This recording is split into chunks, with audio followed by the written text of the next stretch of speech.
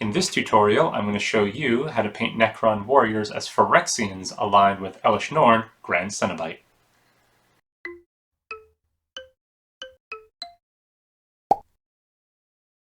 Morgan here with High Tide Games. We're going to try something different for this episode and walk you through a batch painting process.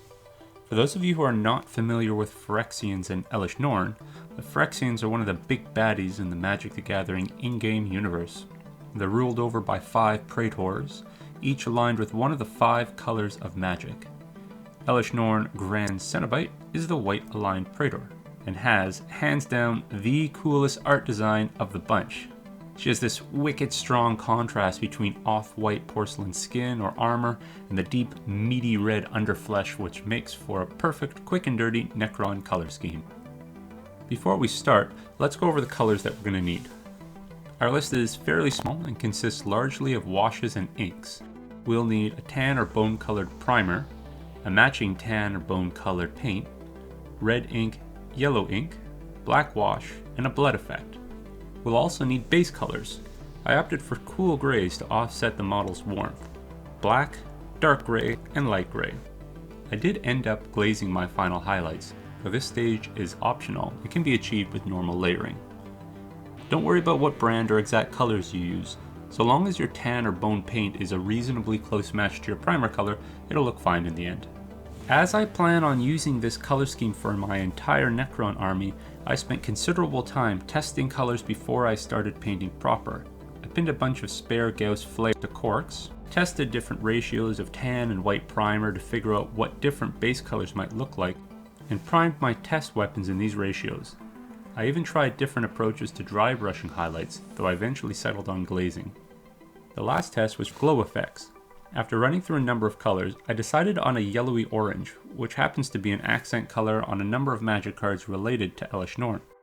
For those of you interested in the step-by-step breakdown of how I painted the warriors and how long each step took, I posted a timestamp in the description so you can jump straight to it.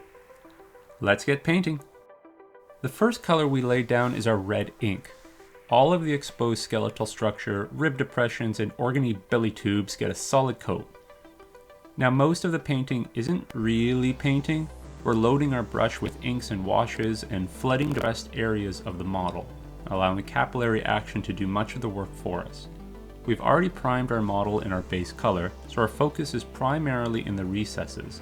The trickiest part is trying to keep the armor plating clean. You'll invariably get red on it, and that's okay, just be careful as we want to limit the amount of cleanup we have to do later on. Depending on the ink you use, you may need to apply a second coat of red, though this coat goes on faster than the first. The next step is our black wash, which is applied in 2 stages. In the first stage, we're flooding all of our red with a liberal quantity of wash to get a strong black lining effect. We don't need to be as careful as we were with the red, as our bone paint will cover the thinner black wash more easily than the red. In the second stage, we're picking out all the dings and battle damage in the armor by flooding depressions. We're also flooding the boundaries between any adjacent sections of bone color, such as on the feet, the back, the head, and the gun. Next, let's slap down our base colors. We'll start with 1 to 2 coats of dark gray, followed by a quick dry brush of light gray. I opted for a fairly subtle highlight as I intended my base material to represent ash. The final step before cleanup is applying our blood effect on all the raised red edges and in the ribs. The high gloss finish of the effect will give us a nice wet, meaty look that should be maintained even after we seal the model in a thin coat of matte varnish. And if it doesn't, we can always touch it up after sealing to re-establish the wetness. With all our ink and washing, it's time to spend some time touching up the armor with our bone paint. This is one of the rare occasions where we don't want to thin our paints, as thicker coats will cover red ink better than thin ones. By the time we finish the first coat on each model, the first model should be dry and ready to take the next coat. How many coats you apply will depend on the thinness of your paint, the color and the brand, and how much of a dirty painter you were in earlier steps. Now, one could spend a considerable amount of time carefully building up highlights layer by layer, gradually adding more and more white to bone, and that's probably what I'll end up doing for my characters and big splashy models. For these warriors, however, 2 layers of white glazing is good enough for me. The glaze to paint ratio I used was around 2 to 3, slightly more paint than glaze. Remember that glaze lays down brighter than when it dries. If you're unsure whether your ratio is correct, paint a small section, say a foot or thigh, and let it dry. Check the brightness and adjust. Next, I added red to a few key components to add some visual weight. The same process was used as before: ink, wash, and blood effect. The final step is our orange glow. Once again, flooding recesses, this time with yellow and red ink. The mix I used was almost entirely yellow with just a dab of red. How heavy you decide to go will depend on your personal tastes. While I would have preferred a very dark orange and strongly colored barrel, I didn't want to overpower the model and take away from the primary focus, which is the contrast between the red and bone. The components we're looking to flood are the eyes, chest symbol, generator bit, the thick weapon barrel, and the thin barrel areas running down the middle of the weapon.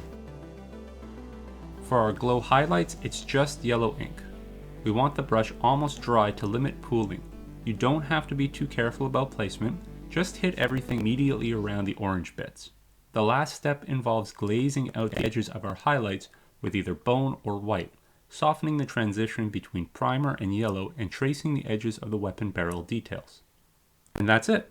A few Vallejo turquoise tufts for some coolness to balance the model's warmth, and a black base rim to finish them.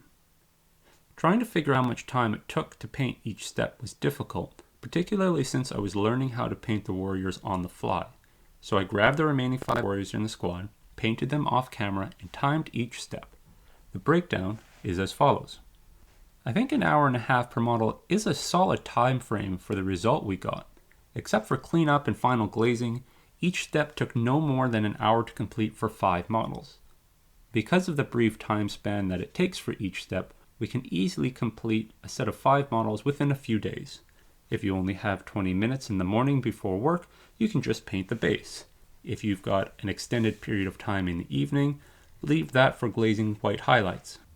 I'm in the middle of painting the next batch of 10 Necrons, and there are some mornings where all I do is paint bases or flood areas in red or do final touch-ups.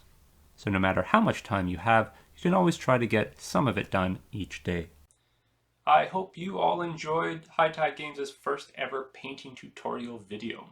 If you have suggestions for making the tutorials better or future tutorial project ideas, let us know in the comments below. If you enjoyed the video and want to see more of it, like and subscribe. If you're interested to know what we're doing with the rest of the Indomitus box, well, the Necrons are still going to be painted up as Necrons of Elesh Prime, and the Space Marines I'm going to be painting in a personal chapter that I've been working on for the last little bit. Once I do a few test models, I'll do a tutorial on those as well. And yeah, that's it for the video. Until next time. Visiting British Columbia? Stop by High Tide Games and say hello. We're only 4 hours and 2 ferry rides north of Vancouver. Widget helping me build some Necron warriors. You want to help me build some warriors? Oh. Hmm? Yeah. Yep. This is good. She's like, you're doing a good job. You should build more. Yeah.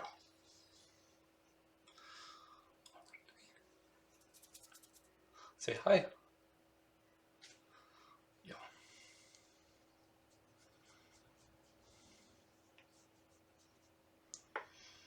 All right. Yeah.